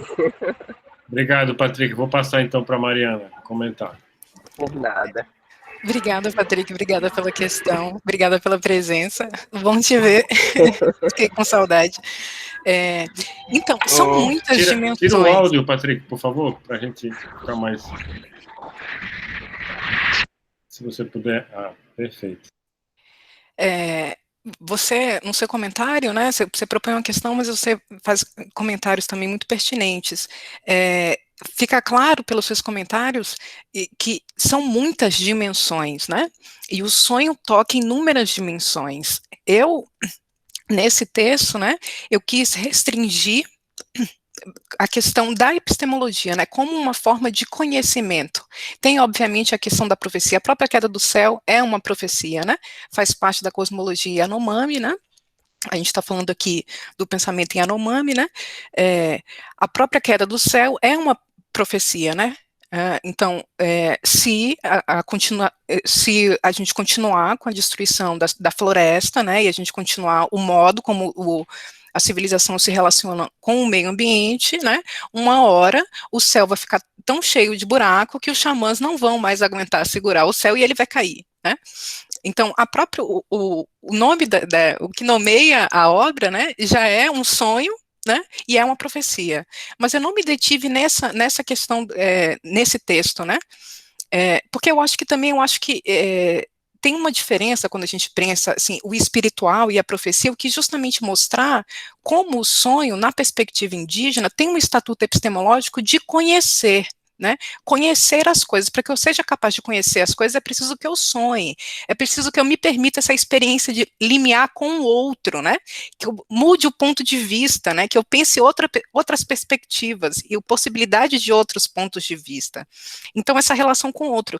Então, em especial nesse texto, né, me interessou muito menos a questão espiritual e a questão da profecia, mas muito mais a questão e como isso se relaciona ao universo de conhecer as coisas e da ação, porque se eu conheço as coisas, né, o meu agir no mundo, né, e aí isso está completamente relacionado ao modo, né, como os povos indígenas se relacionam com a natureza e os brancos de outra, né, então porque eles sonham, porque eles têm essa dimensão da experiência do outro e da natureza, então eles se relacionam e agem na natureza de um modo diferente. É isso. Acho que foi contemplado. Obrigado, né, viu, Mari? Perfeito, obrigado pela pergunta. Desculpa, Carla, que eu terminei cortando um pouco você sem querer para dar a palavra ao Patrick, mas você fez comentários importantes aí. Volte para novas perguntas se você tiver coisas. A gente tem só a pergunta do Luiz Gustavo, vou passar logo para ele, mas a gente tem tempo ainda, não estou correndo não com o relógio. Boa tarde. Eu teria uma pergunta, eu vou tentar ser breve, uma pergunta voltada para o Rui. Eu queria saber o seguinte, assim, considerando que no contexto antigo, né, na Grécia Antiga, você tinha a possibilidade de, a partir do contato, né, daquelas polis ali com o mar, uma possibilidade de haver uma troca, né, de conhecimentos e com isso uma expansão do próprio universo para além daquilo que se imaginava, né, numa visão até mitológica. Esse contato com o oceano, com o mar, estimulou uma transição gradativa da mitologia para a filosofia. E com isso uma nova visão de mundo, uma nova visão de ser, né? Já no século XIX, com a sua apresentação, você mostra que esse contato com o oceano, esse contato com o mar, permitiu também uma nova visão de mundo, né? E uma nova construção do próprio universo mesmo, das pessoas, da relação com o meio externo e tal. Então, assim, para além da instrumentalização, né, da natureza, com esses fins de comunicacionais, o mar, o oceano, ele é também um meio para elaboração de uma nova perspectiva do ser humano, uma nova explicação, né? Porque se com a Grécia Antiga houve essa perspectiva de uma nova formulação de pensamento, e aí a filosofia se beneficiou muito disso, se o oceano for o meio, esse meio serve a que tipo de epistemologia? Assim, mais para uma visão de mundo ligada à ciência, ou ainda um viés filosófico se beneficia disso? E se for um meio, né, importa na sua pesquisa o ponto de partida? Porque o ponto de partida na Grécia Antiga foram as polis gregas e aí uma visão de mundo no Ocidente voltada a partir deles. O ponto de partida do cabo, dá para falar que tem um ponto de partida, e se esse ponto de partida é tão importante assim, ele o é ao ponto de se determinar uma visão de mundo a partir daquela partida? Certo? Obrigado. Obrigado, Luiz. Vou tentar te responder um pouco. Antes de eu fazer só um comentário, que agora deu um estalo aqui, eu lembrei, tem esse livrinho aqui também que eu super recomendo, vou escrever para vocês, se chama Os Custos da Conexão, como os dados estão colonizando a vida humana e se apropriando dele para o capitalismo. Eu vou colocar em inglês já o título, mas eu estou mencionando ele porque o primeiro parágrafo do prefácio dele fala exatamente, né? A Carla mencionou os Bororo, né? Que ela fez uma entrevista com... E o primeiro parágrafo dele fala exatamente sobre como os Bororo conheceram a nossa civilização com o avanço do telégrafo pelo Mato Grosso. Então, o primeiro parágrafo desse livro menciona exatamente os Bororo e a primeira frase diz que o telégrafo, a cruz cristã e os rifles chegaram todos de uma vez só para as pessoas do Mato Grosso, né, para os Bororo do Mato Grosso. E que eles foram usados pelo empreendimento telegráfico para trabalhar, né, na abertura da linha telegráfica. Então, só mencionando isso rapidamente, porque eu me lembrou, né, o comentário da Carla, me lembrou esse primeiro parágrafo desse livro aqui. E eu acho que talvez até esse livro agora que ele veio aqui, né, ele pode me ajudar talvez a pensar um pouco essa sua pergunta, né, porque é um livro em que os autores, né, o Nick Coldre e o Ulisses Mejias, eles buscam chamar a atenção exatamente para o fluxo de dados, né, do norte para o sul, né, e o interesse do que ele chama de império da nuvem. Isso eu estou falando de hoje em dia. O que ele chama de império da nuvem, que seria Google, Facebook, o Microsoft, Apple e empresas da China, e o próprio Estado da China em si, né, através de infraestruturas, né, promover uma nova onda assim, resumindo, o que eles colocam aqui, a crescente demanda por infraestruturas como cabos submarinos envolve o interesse que tem resquícios que tem colonialidade em si, né? Existem resquícios de processos coloniais que estão presentes no avanço de infraestruturas como cabos submarinos na contemporaneidade. E quando eu vou para o século XIX, é um pouco também no interesse de pensar o que é que do século XIX, da lógica colonial do século XIX, permanece ainda hoje nas redes de cabos de fibra ótica do século XXI. Né? Então, muitos desses cabos, eles estão situados, por exemplo, enfim, tentando esclarecer para vocês, os cabos, se a gente pensar a geografia da América Latina, né? Muitos desses cabos encontram aqui em Fortaleza um ponto de parada antes deles seguirem para os outros caminhos que eles vão.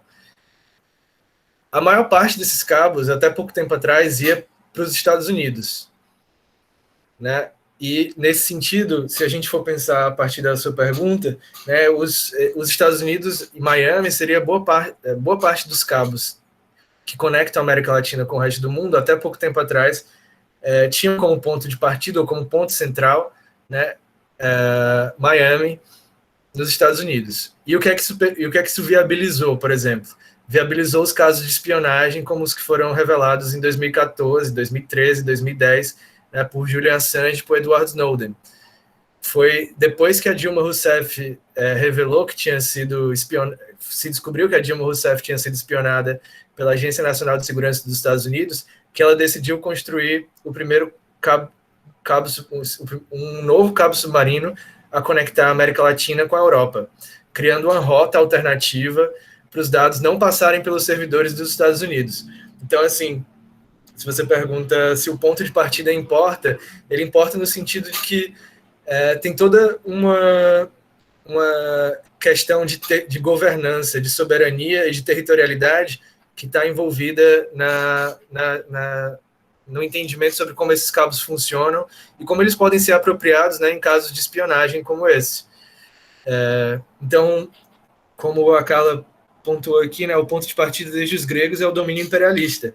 Então, boa parte da discussão sobre como esses cabos funcionam hoje em dia, como eles funcionavam no século XIX, também pensando dentro dessa lógica de um imperialismo, né? Hoje em dia, o Nick Coulter e o Ulisses Mejias falam da ideia de que existe esse império da nuvem, que seria conduzido por essas grandes empresas, né, de tecnologia, mas também assim, uma disputa que a gente vê atualmente, né, uma disputa imperial entre, por exemplo, China e Estados Unidos, né, com os casos de revelação de espionagem dos Estados Unidos com diversos países, como o Brasil, né, se utilizando da interceptação de cabos submarinos para conseguir dados, ou se aproveitando do fato de que esses dados desembarcam em território americano para tomar eles como propriedade, propriedade acessível pelo governo norte-americano.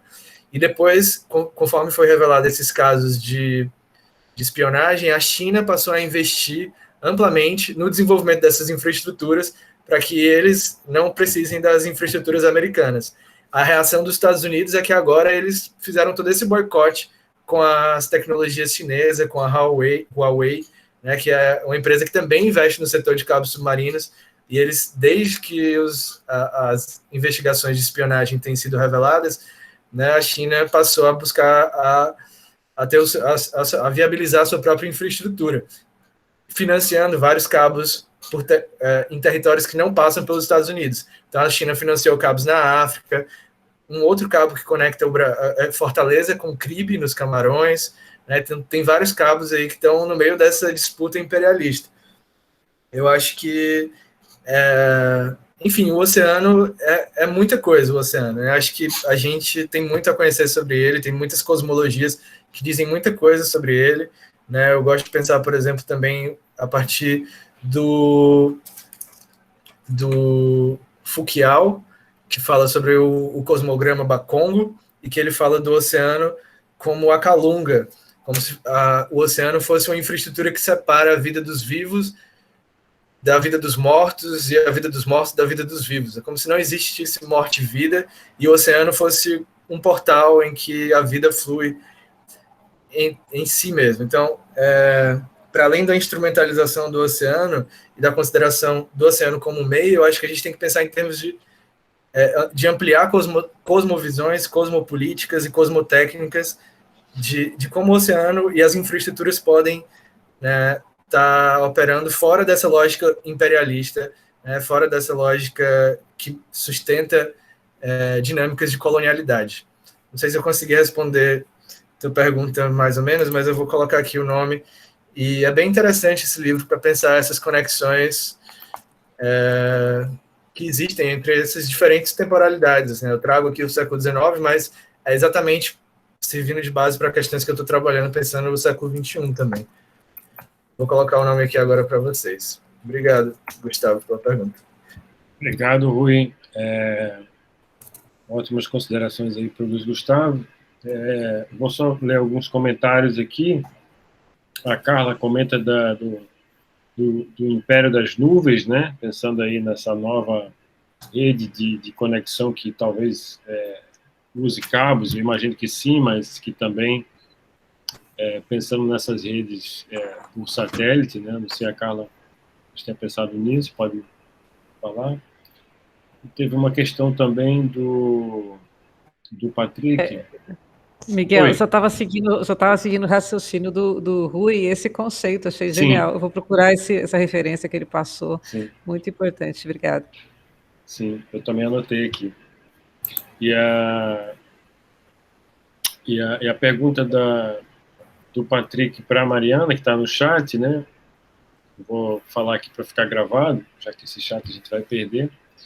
Como o pensamento indígena se modifica a partir do fenômeno do sonho, né? Pensando aí, claro, na etnia Yanomami, que é o objeto aí do seu trabalho, né?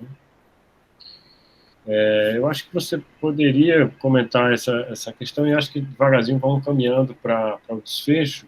Eu só queria comentar de novo o trabalho da Alice, que ficou mais isolada aqui nas discussões, que talvez pudesse também comentar um pouco sobre a dança, pensando nela como uma abertura para o cosmos, né? Pensando que há toda uma cosmovisão que a gente está associando à ideia de construção de conhecimento, de acesso ao conhecimento, né? E que é justamente com essa abertura permitida pela dança que esse acesso a um ser supremo, a um conhecimento maior, se chega também através da natureza. Então, eu vejo uma conexão muito grande do trabalho da Alice e da Mariana, mais uma vez.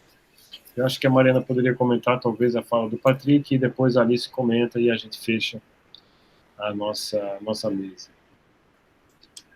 Certo, vou comentar brevemente a questão do Patrick, que já está relacionada com o que a gente vinha discutindo antes, né?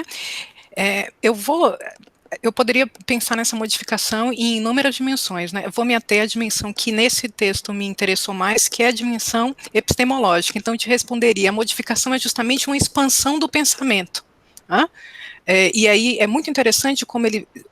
Veja o título, né? Somos capazes de sonhar muito longe, né? A mesma coisa ele vai falar com o pensamento, quando a gente sonhar é uma forma de conhecer as coisas distantes e de pensar de uma forma também, né, mais longe, né? Ele faz esse contraponto sempre dizendo que o pensamento dos brancos sem sonho é um pensamento curto, né? E aí a gente poderia pensar igualmente, né, que não chega até as coisas, né? Porque é um pensamento fechado em si mesmo, né? Que sequer vira para fora, né, para as coisas. Então, acho que seria isso, de forma geral.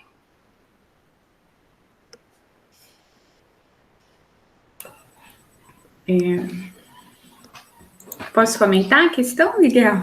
Sim, pode. Obrigada por me chamar para a roda novamente. Mas eu estava adorando, estava muito confortável aqui, está sendo tudo muito interessante.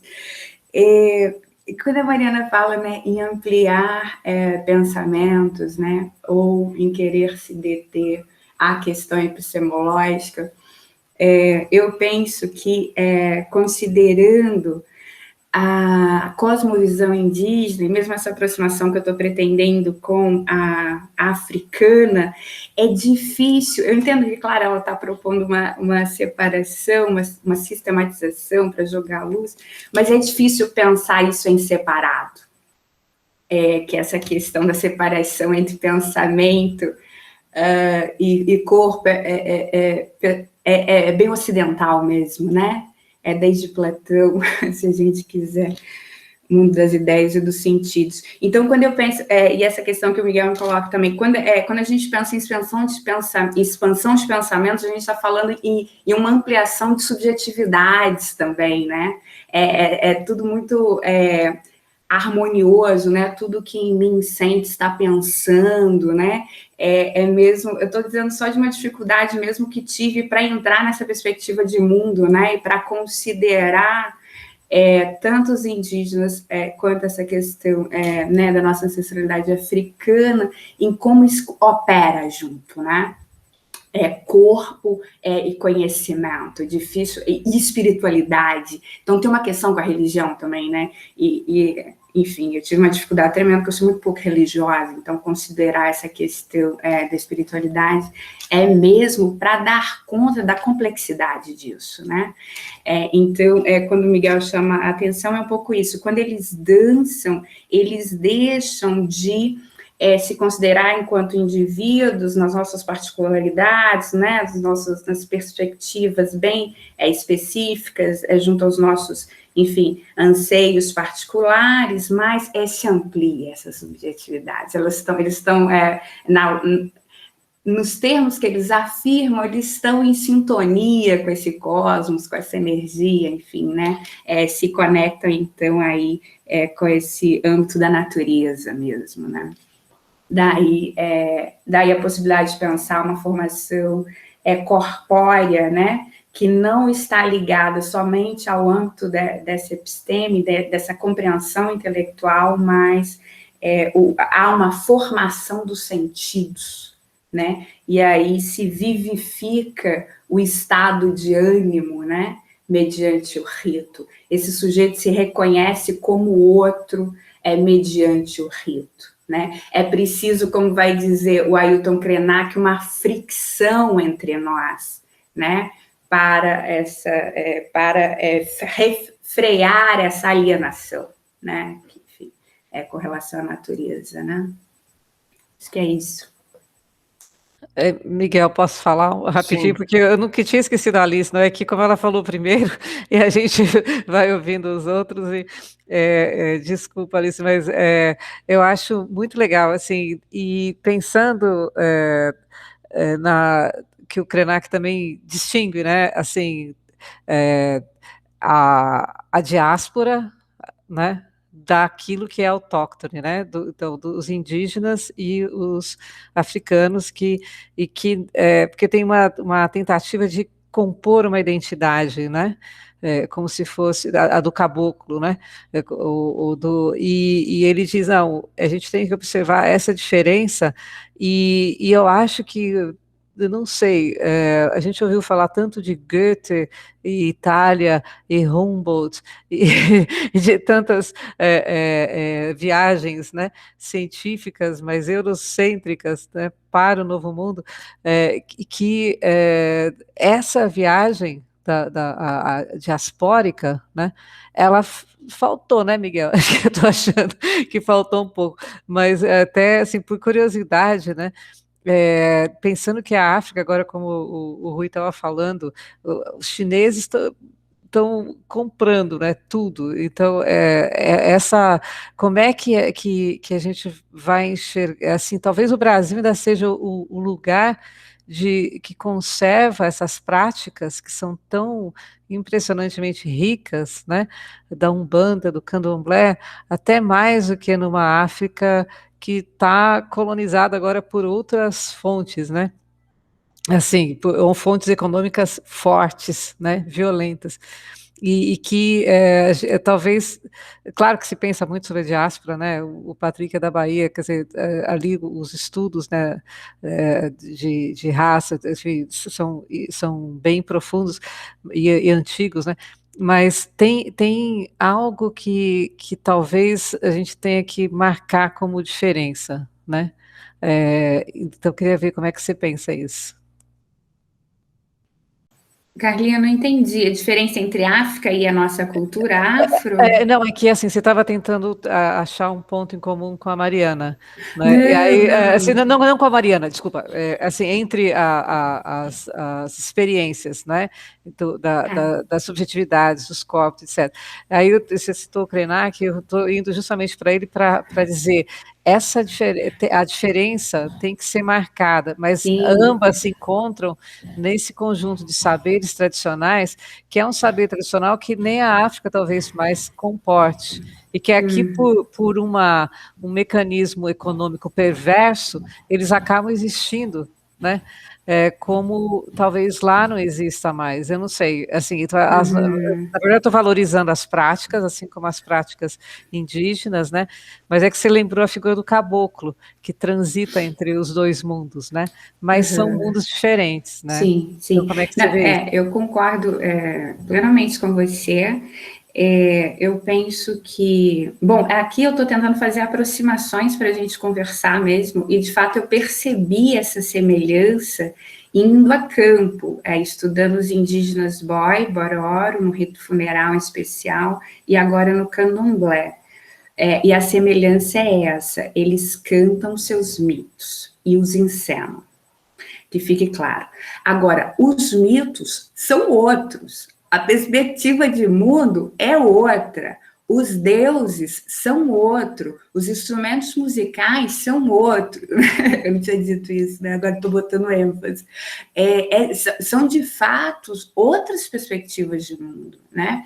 A semelhança que eu observei foi mesmo só pensando essa formação corpórea, e isso que nos interessa na estética, né? Como que é possível, então, o canto e a dança fazerem fruir um conhecimento que não se detém ao âmbito do intelecto e que ainda está no âmbito do sagrado, Então, de fato, são possíveis aproximações nesse sentido, mas as perspectivas de mundo são completamente diferentes, né?